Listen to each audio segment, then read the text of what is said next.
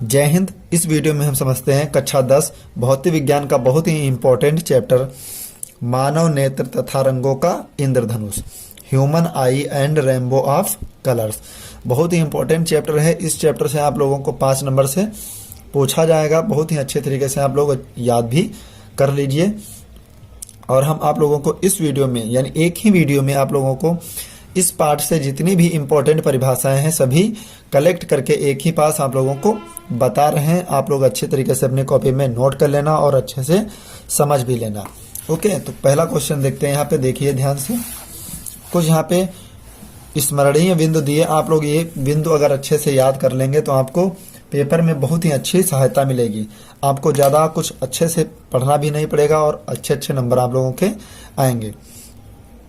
तो पहला क्वेश्चन क्या है, और उससे पहले भी आप लोगों से रिक्वेस्ट है, यदि आप चैनल पर नए हैं तो प्लीज़ चैनल को सब्सक्राइब कर लीजिए, बेल आइकन भी प्रेस कर लीजिए ताकि प्रत्येक वीडियो की नोटिफिकेशन आप तक तुरंत पहुंचती रहे।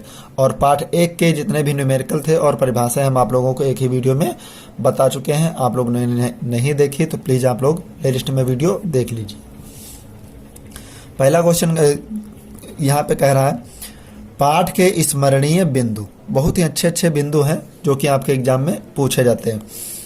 सबसे पहले बात करते हैं प्रकाश की। तो यहाँ पे लिखा है प्रकाश एक प्रकार की ऊर्जा है जिसकी सहायता से हम वस्तुओं को देखते हैं। यानी प्रकाश एक प्रकार की ऊर्जा है जिसकी सहायता से हम वस्तुओं को देखते हैं। तो मानव नेत्र में जो कौन सा लेंस होता है, मानव नेत्र में उत्तल लेंस होता है। यहाँ पे आपके क्वेश्चन पूछा जाएगा मानव नेत्र में कौन सा लेंस होता है, तो उत्तल लेंस होता है। फिर यहाँ पे दिया नेत्र द्वारा किसी वस्तु का प्रतिबिंब रेटिना पर बनता है। आपसे वैकल्पिक क्वेश्चन पूछा जाएगा कि नेत्र पर जो प्रतिबिंब बनता है वो कहाँ पर बनता है, तो उसका जो राइट आंसर है वो रेटिना पर बनता है। फिर कहा है रेटिना पर प्रतिबिंब उल्टा होता है परंतु अनुभव के आधार पर यह सीधा दिखाई पड़ता है। जो रेटिना पर प्रतिबिंब बनता है वो उल्टा होता है लेकिन अनुभव के आधार पर सीधा दिखाई देता है। फिर आगे कह रहा है जब नेत्र द्वारा देखे जाने वाली वस्तु का प्रतिबिंब रेटिना पर ना बनकर उससे पहले अथवा पीछे बनता है तो आंख में दृष्टि दोष होता है। यानी रेटिना पर ना बने, उससे पहले बन जाए या अथवा पीछे बन जाए तो वहां पे नेत्र दोष होता है। दृष्टि दोष 2 प्रकार के होते हैं, दूर दृष्टि दोष और निकट दृष्टि दोष। तो दूर दृष्टि दोष के बारे में समझ लिए अच्छे से, एग्जाम में पूछा जाता है। इन 2 दोषों में से एक क्वेश्चन जरूर ही पूछा जाएगा। क्वेश्चन कह रहा इस दोष में व्यक्ति को दूर की वस्तुएं तो स्पष्ट दिखाई देती हैं परंतु निकट की वस्तुएं स्पष्ट दिखाई नहीं देती।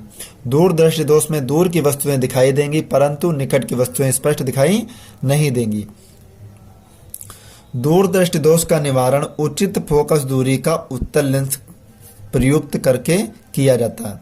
यानी जो दूर दृष्टि दोष का निवारण है वो उचित फोकस दूरी का उत्तल लेंस प्रयुक्त करके किया जाता है। फिर निकट दृष्टि दोष में कहा है इस दोष में व्यक्ति को निकट की वस्तु तो स्पष्ट दिखाई देती है परंतु दूर की वस्तुएं स्पष्ट दिखाई नहीं देती।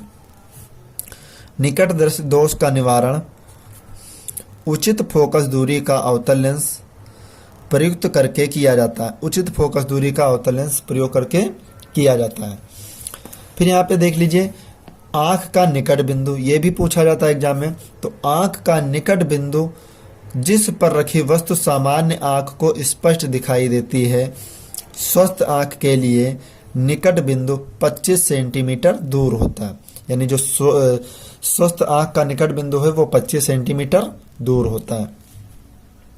फिर आंख का दूर बिंदु, तो यहाँ पे आपको अच्छे से बता दें कि स्वस्थ आंख का दूर बिंदु अनंत पर होता है। यानी स्वस्थ आंख का जो दूर बिंदु है वो बिल्कुल अनंत पर बनता है। फिर यहाँ पे देखिए दृष्टि विस्तार, निकट बिंदु तथा दूर बिंदु के बीच की दूरी को दृष्टि विस्तार कहलाती है। यानी निकट बिंदु की दूरी और दूर बिंदु की दूरी दृष्टि विस्तार कहलाती है। आंख की समंजन क्षमता, आंख की समंजन क्षमता किसे कहते हैं, तो ध्यान से समझना इसको। मानव नेत्र के सामने मानव नेत्र के सामने रखी वस्तु की स्थिति के अनुसार नेत्र की फोकस दूरी स्वतः ही परिवर्तित करने की आंख की क्षमता को नेत्र की समंजन क्षमता कहते हैं। यानी आंख द्वारा खुद से बनाया गया कोण, बनाया गया प्रतिबिंब नेत्र की समंजन क्षमता कहलाती है। फिर कहा है समंजन क्षमता सिलियरी पेशियों द्वारा लगाई जाती है। सिलियरी पेशियों द्वारा, जो नीचे आंख के पुतली के नीचे होती है वो सिलियरी पेशी होती है जिसके द्वारा लगाई जाती है। फिर स्पष्ट दृष्टि की न्यूनतम दूरी कितनी होती है, तो ये भी ध्यान रखना, स्पष्ट दृष्टि की न्यूनतम दूरी 25 सेंटीमीटर होती है। कितनी दूरी होती है? 25 सेंटीमीटर होती है। अगला पॉइंट है वर्णांधता। तो वर्णांधता एक रंगों को ना पहचानने वाला दोष होता है। तो यहाँ पे दिया है जब व्यक्ति एक या एक से अधिक रंगों की पहचान नहीं कर पाता अथवा उनमें विभेद नहीं कर पाता तो उसे हम क्या कहते हैं? वर्णांधता कहते हैं। यहाँ प्रिज्म आपसे नहीं पूछा जाता है एग्जाम में बहुत ज़्यादातर, वैसे थोड़ा सा पढ़ लीजिए आप। किसी पारदर्शी माध्यम के उस भाग को प्रिज्म कहते हैं जो किसी कोण पर झुके हुए दो समतल पृष्ठों के बीच स्थित होता है। दो समतल पृष्ठों के बीच स्थित होता है। इन पृष्ठों को अपवर्तक पृष्ठ तथा इनके बीच के कोण को प्रिज्म कोण कहते हैं। इनके बीच के कोण को प्रिज्म कोण कहते हैं। फिर वर्ण विक्षेपण की बात आती है तो ये एग्जाम में आपसे बहुत ज़्यादा बार पूछा जाएगा। वर्ण विक्षेपण श्वेत प्रकाश के अपने अवयव रंगों में विभक्त होने की क्रिया को वर्ण विक्षेपण कहते हैं। यानी श्वेत प्रकाश के अपने अवयव रंगों में विभक्त होने की क्रिया को वर्ण विक्षेपण कहते हैं।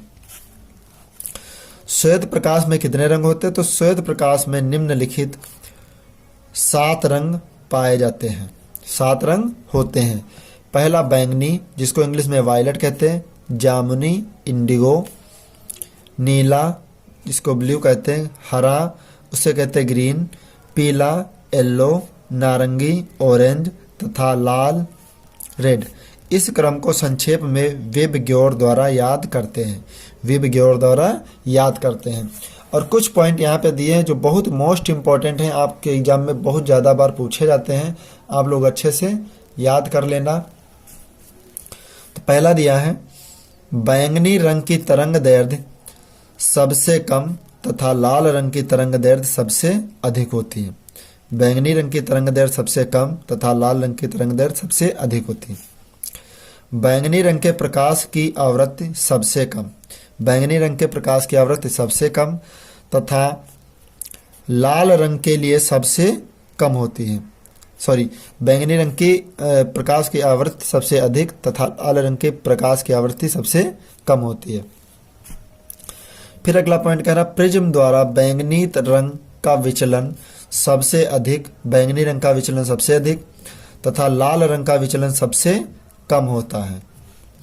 फिर कहा कांच का अपवर्तनांक बैंगनी रंग के लिए सबसे अधिक, यानी अपवर्तनांक जो है बैंगनी रंग का सबसे अधिक होता है और लाल रंग का अपवर्तनांक सबसे कम होता है। फिर कहा वायु की परतों में बार बार तारे के प्रकाश के अपवर्तन के कारण वह हमें टिमटिमाता है। तारे किस लिए टिमटिमाते हैं? प्रकाश के अपवर्तन के कारण तारे टिमटिमाते हैं। कभी चमकता है, कभी धुंधला होता है, कभी दिखाई देता है। ओके, तो इस चैप्टर से जितने इम्पोर्टेंट परिभाषाएं थी हम आप लोगों को एक ही वीडियो में कलेक्ट करके बता दिए हैं और अगली वीडियो में हम आप लोगों को इस चैप्टर से जितने भी बहुविकल्पीय इम्पोर्टेंट हैं वो सभी अगली वीडियो में आपको कंप्लीट करवा देंगे। उसके बाद हम आप लोगों को न्यूमेरिकल लगवाएंगे। ओके, आई होप ये सभी परिभाषाएं आपको समझ आए होंगे। मिलते हैं नेक्स्ट वीडियो में, तब तक के लिए जय हिंद।